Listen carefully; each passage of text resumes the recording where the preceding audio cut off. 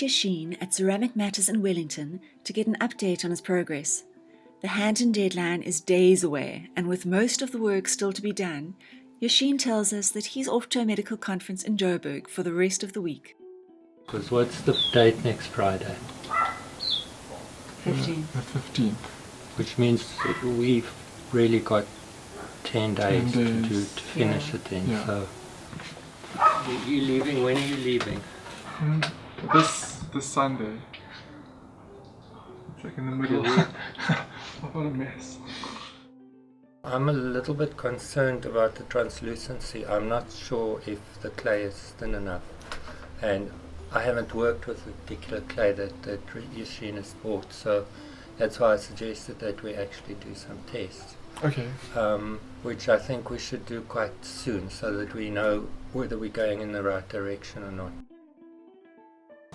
I work best under pressure, but yes, I'm feeling very aware of time.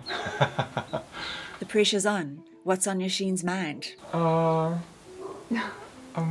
just thinking.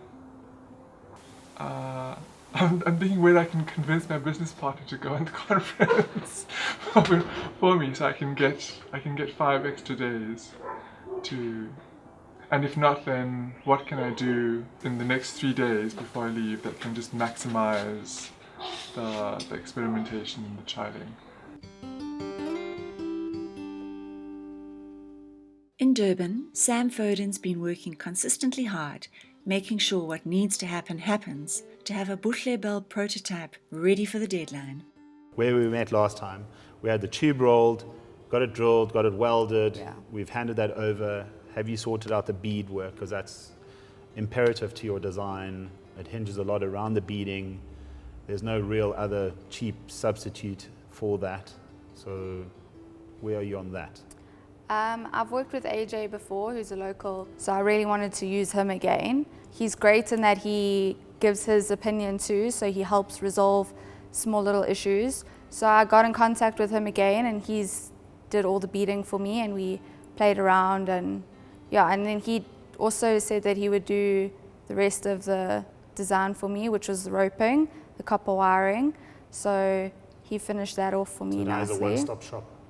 He is, which is great, and which is what I needed.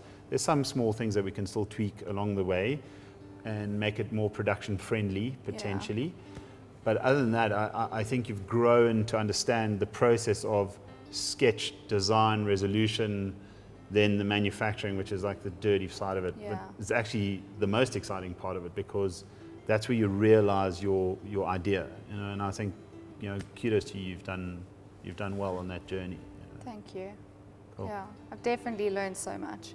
As I said, I've never done this before, so it was the first time designing what can you call it, a furniture type piece, like What's a lot? a It's product. not furniture. That's thing with 4 legs, Yeah, generally a well, chair or product. a table. So I didn't really know what steps to follow, but obviously with your guidance and now that we've completed it, I have a much better understanding of the whole process. And now I know what steps to follow the next time. Part of winning means that we would have to manufacture 100 pendants for Nando's. So that automatically creates a little business on its own. It would be the first time that I would produce a fitting and sort of be a business owner.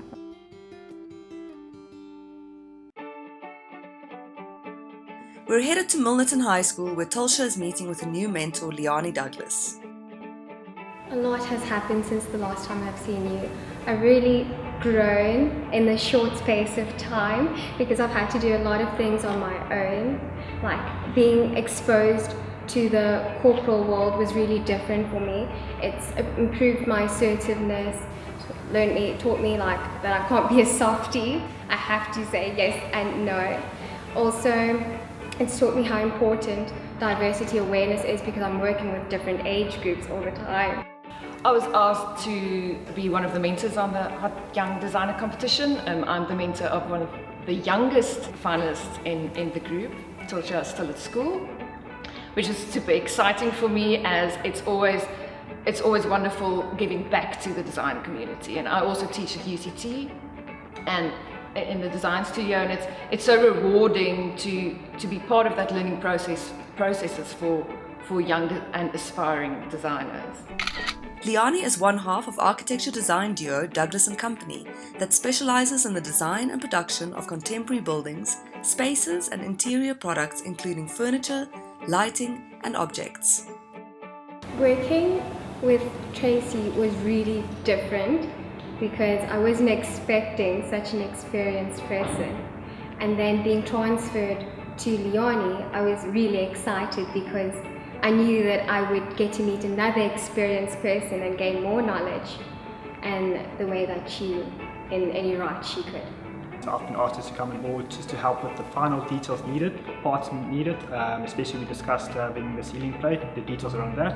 I've been asked just to guide with that and see if I can source some parts there, and obviously putting everything together, start with the wiring and finishing off the prototype. I can't imagine seeing the design the way in which it is now, because just a few months ago I was just designing for fun, and now it's actually something that's going to be used. And with the wise words of the mentors, it's really helped me to gain more of a worldly view on how things should be configured and the way people want. The HYD 2015 prototype hand-in deadline looms, and finalists have to finish, package and freight their final prototypes to Johannesburg for judging. Next stop is Nando's Central Kitchen to see all the finished lights for the first time. How will the judges react? With incredible pendant light entries, it's hard to know who will win the title of Nando's Hot Young Designer.